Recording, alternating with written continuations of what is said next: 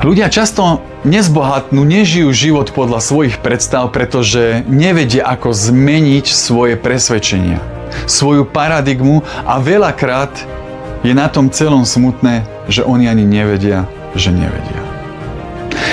Chceš poznať myšlienky a presvedčenia bohatých a úspešných ľudí? Objavíš ich štúdiom, vzdelávaním sa, vnútorným rastom. Tu sú nejaké z nich, na ktoré som natrafil počas môjho štúdia. Sloboda je pre mňa dôležitejšia ako bezpečie, pretože neexistuje bezpečie okrem môjho výkonu.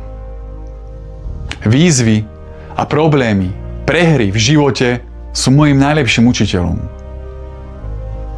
Chcem vedieť, ako v živote sa ďaleko dostanem a čo všetko dokážem dosiahnuť.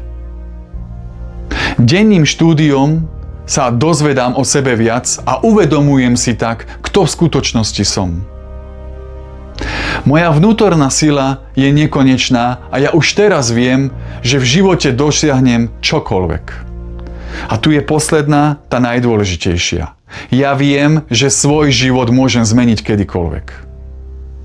To bolo príkladných 6 silných myšlienok, ktoré ti pomôžu na tvojej ceste za svojimi snami.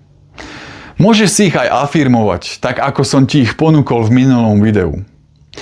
Je to jeden zo silných nástrojov.